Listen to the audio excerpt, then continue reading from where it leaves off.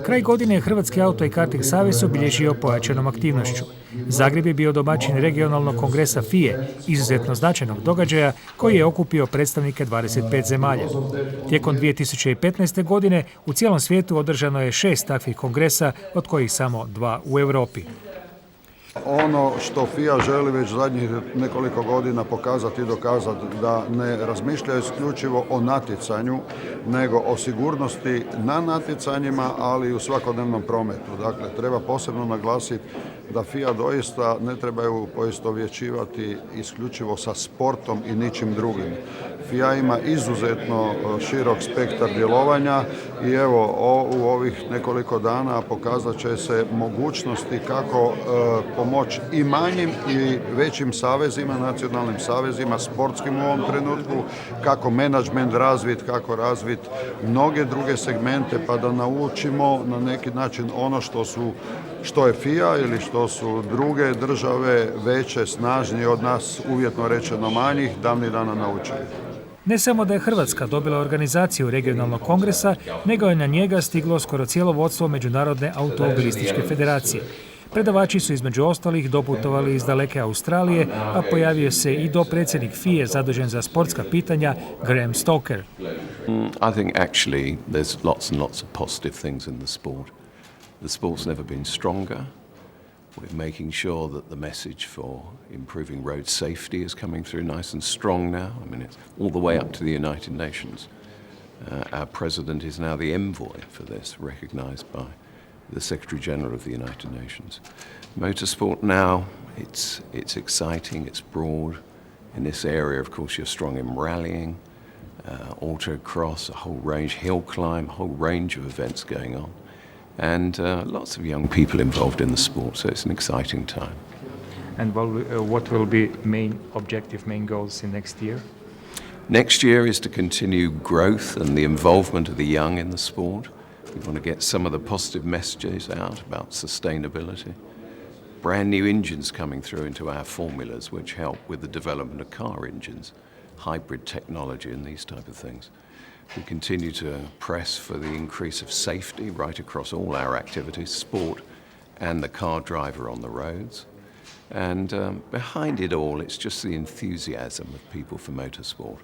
And I know you're great enthusiasts in Croatia. U Zagreb je doputovao i prvi čovjek FIE, Francuz Jean Todt. Čelnik Međunarodne automobilističke federacije posebno je posvećen svjetskoj kampanji o sigurnosti u prometu.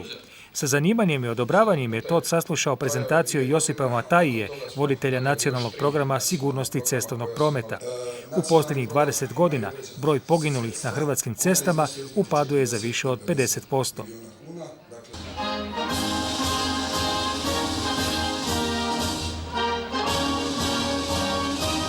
Nakon toga put je vodio na trg Bana Jelačića. Uz Marseljezu i minutu šutnje odana je počast žrtvama nedavnog terorističkog napada u Francuskoj. U društvu francuske veleposlanice u Hrvatskoj gospođe Michelle Bocos, čelnik FIE zahvalio se na podršci u borbi protiv svakog oblika nasilja i terorizma u svijetu. I mean, we are talking about two different things, and as I mentioned, if we speak about the FIA, I mean, the FIA has two pillars. One, which is the regulator and legislator of motorsport through our sporting federation, and the other pillar is mobility.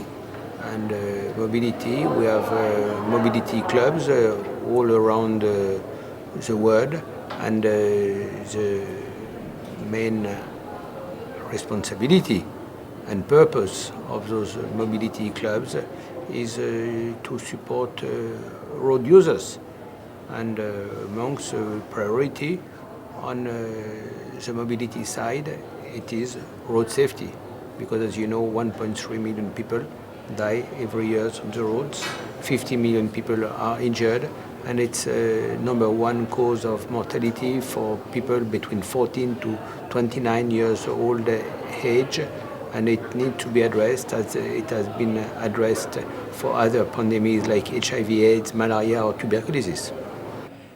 We came back to sport. Can you comment this season of Formula One? It has been a very strong championship, mainly for one team. Yes. because for the second time in a row, Mercedes and its drivers and Are you afraid of domination by one team? Is this way to reduce the interest for this competition? domination is part of global sport. You have always domination. You know, now in tennis you have Djokovic who is dominating. In Germany in soccer you have Bayern Munich with dominating. In France you have PSG, and in motor racing you have had always domination. You take rallying. Sébastien Loeb has been World Rally Champion for 9 years in a row. Now you have Sébastien Ogier is World Champion with Volkswagen for third year in a row.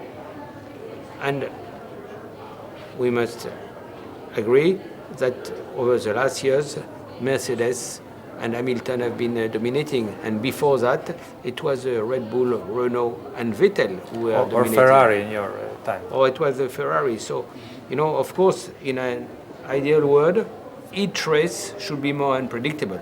You should not know, or each competition. But it is not the case.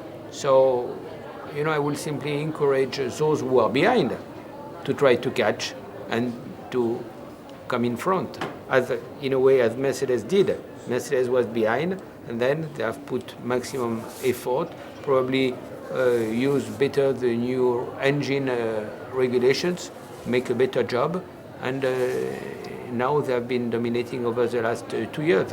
I hope things will change. Okay, I suppose that you are in close contact with Schumacher family, and after this tragic accident, do you have any new information, any news?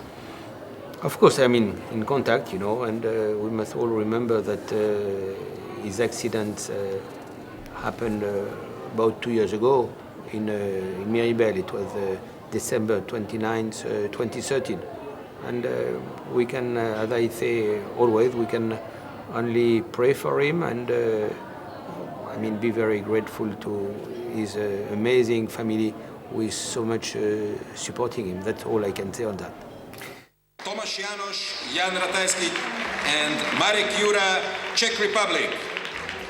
Posljednji čin bogatog automobilističkog vikenda odigrao se u zagrebačkom hotelu Westin. Bilo je to proglašenje najboljih vozača srednjeevropske zone, regionalne grupacije koja okuplja 13 članica. Na početku svečanosti Jeanu Tottu uručeno je posebno priznanje, a nakon toga predsjednik FIA sam je nagradio dio pobjednika, između ostalog mađarskog kartingaša Ferenca Kančara u kategoriji Talent godine. Svoja priznanja primilo je 150 nagrađenih iz 13 zemalja. Hrvatski laureati su Reli Posada Juraj Šebalj, Toni Klinc. Juraj Puškar, treći plasiran je u diviziji 2 brdskog prvenstva, dok je drugi na brdu Damir Mašić, koji je ove sezone vozio s austrijskom licencom. Među nagrađenima su i Mađari s hrvatskom licencom, Laslo Hernadi i Laslo Šaš. Ovo je uvertira u ono što nas čeka, to da smo u Hrvatskoj osvojili treću zlatnu kacigu i samim time dijamantnu kacigu, a ovo su zapravo rezultati gdje smo nastupili organizirano uz prvenstvo Hrvatske i na relima koji su se budovali za centroeuropsku zonu i imali sreće da smo ostvarili dobar rezultat na kraju da smo i ovdje prvi. Dobro, što misliš o toj koncepciji udruživanja zemalja u određene vrste asocijacija pa da se malo pojača konkurencija? Pa to je dobro. Generalno gledajući na prvenstvu Hrvatske u reliju uvijek je 50% stranih posada. Dakle, automobili su internacionalni, složeni su svi po istim FIA pravilima. Tako da međusobno udruživanje, vožnja, čas ovog kupa, onog kupa zapravo samo stvara dobru konkurenciju, iako u automobilizmu imamo jako puno klasa. Po meni je to dobro, znači to su zapravo rezultati da vi imate na jednom reliju za prvenstvo Hrvatske 30 hrvatskih i odnosno sve skupa na hrpi 60 raznih posada. Za sport izuzetno dobro. Početkom 90. godina prošlog stoljeća ideja formiranja zajedničkog natjecanja u centralnoj europskoj zoni krenula je s 5 država. Postepeno se taj krug širio i sad je narastao na 13 članica s daljnjom tendencijom rasta. U ovim vremenima, financijski nimalo lakim za automobilistički sport, samo udruživanje i zajedničko natjecanje može poboljšati kvalitetu.